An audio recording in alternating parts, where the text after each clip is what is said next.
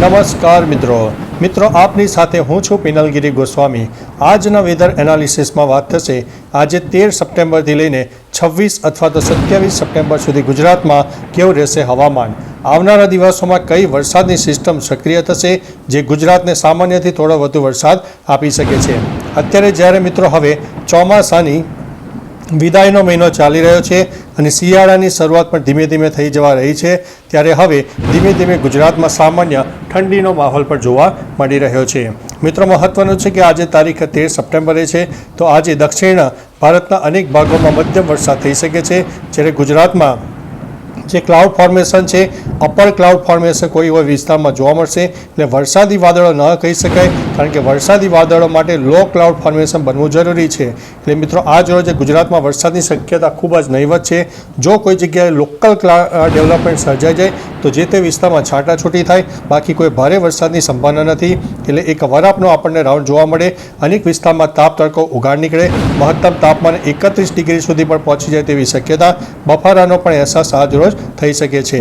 ત્યારબાદ મિત્રો તારીખ 14 સપ્ટેમ્બરની વાત કરીએ તો 14 સપ્ટેમ્બરે સામાન્ય આંશિક વાદળોનો રાઉન્ડ જોવા મળશે, પરંતુ આ જે વાદળો છે તે પણ અપર ક્લાઉડ ફોર્મેશન હશે, જે વરસાદી વાદળો નથી હોતા। એટલે સામાન્ય છૂટોછવાયો વરસાદ થાય તો ક્યાં થાય, તો દક્ષિણ ગુજરાતના દક્ષિણી પટ્ટામાં થઈ શકે છે, કારણ કે મહારાષ્ટ્ર તરફ એક વરસાદની સિસ્ટમને અસર થવા જઈ રહી છે, કારણ કે દક્ષિણ ભારતમાં એક મોટી સિસ્ટમ વરસાદે સ્વરૂપ ધારણ કર્યું છે, જેમાં મહારાષ્ટ્રથી લઈને કેરળ સુધી વરસાદની ટફ રેખા જોવા મળશે, જેના ભાગરૂપે થઈને દક્ષિણ ગુજરાતના દક્ષિણી પટ્ટા, જેમાં વલસાડ, નવસારી અને ડાંગના કોઈ વિસ્તારમાં છાંટાછૂટી અથવા તો હળવા મધ્યમ વરસાદની શક્યતા રહેલી છે।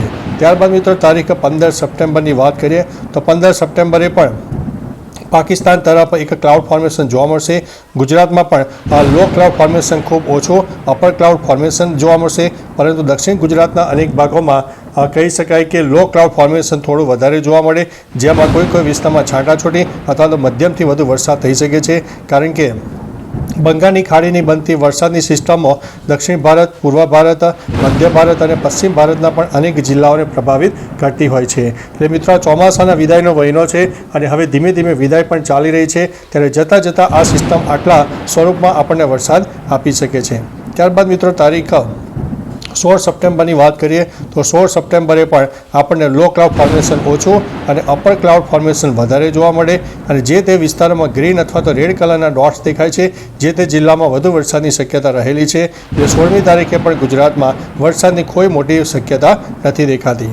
ત્યારબાદ મિત્રો તારીખ 17 સપ્ટેમ્બરની વાત કરીએ તો દક્ષિણ ગુજરાત સહિત દક્ષિણ ભારત અને મધ્ય ભારત અને પૂર્વ ભારતના અનેક ભાગો પ્રભાવિત થાય, ગુજરાતમાં વરસાદની શક્યતા ખૂબ ઓછી છે, પરંતુ મિત્રો કોઈ જગ્યાએ જો લો ક્લાઉડ ફોર્મેશન સર્જાય તો જે તે જિલ્લામાં છૂટોછવાયો વરસાદ થાય, બાકી સાર્વત્રિક વરસાદનો માહોલ હમણાં આપણને જોવા નહીં મળે। એટલે થોડું ચિંતાના સમાચાર હતા કે વરસાદ વધુ આવશે, પરંતુ એ વરસાદની શક્યતા ખૂબ ઓછી છે, પરંતુ દક્ષિણ ગુજરાત અને સૌરાષ્ટ્રના દક્ષિણી પટ્ટામાં થોડો વરસાદ થઈ શકે, કારણ કે આ જે સિસ્ટમ છે આ બંને વિસ્તારને થોડી અસર કરે છે। બાકીના ગુજરાતના મોટાભાગના વિસ્તારમાં તાપ તડકો ઉઘાડ નીકળે અને વરાપનો રાઉન્ડ જોવા મળી શકે છે। ત્યારબાદ મિત્રો 18 તારીખે દક્ષિણ ગુજરાત હોય, સૌરાષ્ટ્રનો દક્ષિણ પટ્ટો હોય, મધ્ય ગુજરાતના પૂર્વ તરફના વરસાદની શક્યતા, બાકીના વિસ્તારમાં વરસાદની શક્યતા ખૂબ જ ઓછી છે। 19 તારીખનું સપ્ટેમ્બરનું અપડેટ આપી દઈએ તો 19 તારીખે પણ દક્ષિણ ગુજરાત, સૌરાષ્ટ્ર અને મધ્ય ગુજરાતના કોઈ વિસ્તારમાં છૂટોછવાયો વરસાદ થઈ શકે છે। કચ્છમાં વરસાદની શક્યતા ખૂબ જ ઓછી છે, જોરદાર તાપ તડકો નીકળે અને મહત્તમ તાપમાન 32 ડિગ્રીથી પણ ઉપર ચાલ્યું જાય તેવી સંભાવના છે। ત્યારબાદ મિત્રો તારીખ 20 સપ્ટેમ્બરની વાત કરીએ તો 20 સપ્ટેમ્બરે સમગ્ર સૌરાષ્ટ્ર, દક્ષિણ ગુજરાત અને મધ્ય ગુજરાતના અનેક ભાગોમાં લો ક્લાઉડ ફોર્મેશન જોવા મળે અને થોડા ઘણા વધુ વરસાદની શક્યતા છે, કોઈ વિસ્તારમાં તો અડધા ઇંચ સુધીના પણ વરસાદ થઈ શકે છે। એટલે મિત્રો તારીખ 20 તારીખથી થોડા સાવચેત રહેજો, કારણ કે 20 તારીખની આસપાસ જે બંગાળની ખાડીની જે સિસ્ટમ હતી એ ધીમે ધીમે આગળ વધશે અને ગુજરાતને પણ વ્યાપક અસર કરશે। 21 તારીખનું અપડેટ આપી દઈએ તો 21 તારીખે સમગ્ર સૌરાષ્ટ્ર, દક્ષિણ ગુજરાત, મધ્ય ગુજરાત અને ઉત્તર ગુજરાતના પણ અનેક ભાગોને અસર થાય। કચ્છમાં પણ વાદળછાયું વાતાવરણ જોવા મળે, કોઈ વિસ્તારમાં અડધા ઇંચથી લઈને 1 ઇંચ જેટલા પણ વરસાદ થઈ શકે છે। એટલે મિત્રો, જ્યારે વરસાદની સિસ્ટમ સક્રિય થઈ રહી છે ત્યારે દક્ષિણ ગુજરાતથી કેરળ સુધીની એક વરસાદની ટફ રેખા જે લાંબા ગાળાની જોવા મળશે, તેની અસર પણ ગુજરાતને જોવા મળનારી છે। 21 તારીખથી થોડા સાવચેત થઈ જજો, એલર્ટ થઈ જજો। 22 તારીખના અપડેટની વાત કરીએ તો સેમ ઇન્ફોર્મેશન છે. સૌરાષ્ટ્રમાં શક્યતા વધારે, દક્ષિણ ગુજરાતમાં શક્યતા વધારે, મધ્ય ગુજરાત, ઉત્તર ગુજરાત અને કચ્છમાં મધ્યમથી છૂટાછવાયા વરસાદની શક્યતા રહે છે.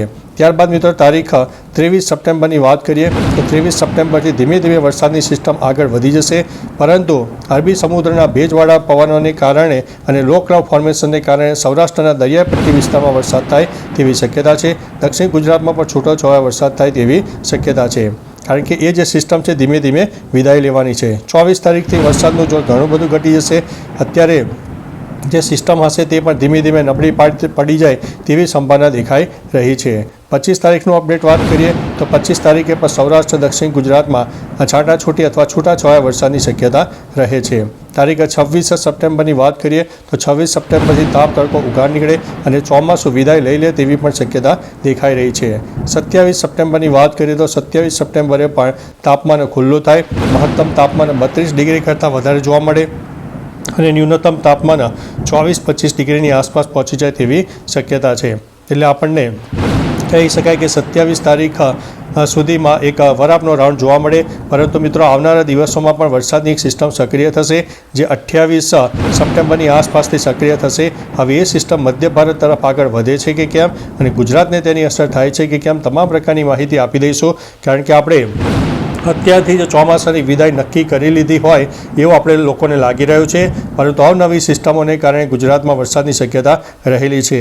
ચોમાસાની વિદાય માટે ઘણા બધા સેન્ટરો એવા હોય છે જ્યાં ઘણા બધા પરિબળો હોય છે, તેને ધ્યાનમાં લઈને ચોમાસાની વિદાય નક્કી થઈ જતી હોય છે, પરંતુ એ ફક્ત તારીખનો અહેવાલ છે. પરંતુ અવનવી સિસ્ટમોને કારણે ગુજરાતમાં આવનારા દિવસોમાં વરસાદ થાય તો તેની શક્યતા આપણને દેખાઈ રહી છે. એટલે મિત્રો મહત્ત્વનું છે કે સપ્ટેમ્બર મહિનામાં તો વરસાદ જોવા મળશે, પરંતુ ઓક્ટોબરમાં હવે વરસાદ થશે કે કેમ તે આવનારા દિવસોમાં તમને તમામ પ્રકારની માહિતી આપતા રહીશું. બાકી મિત્રો તમારા વિસ્તારમાં વરસાદનું પ્રમાણ કેવું છે, તાપ તડકો ઉઘાડ હોય, વરસાદનો વિરામ હોય, તમામ પ્રકારની માહિતી આપજો જેથી અન્ય મિત્રો પણ જાણી શકે. તો ચાલો મિત્રો ફરીથી લેટેસ્ટ ઇન્ફોર્મેશન સાથે મળતા રહીશું. ત્યાં સુધી અમને રજા આપશો. નમસ્તે.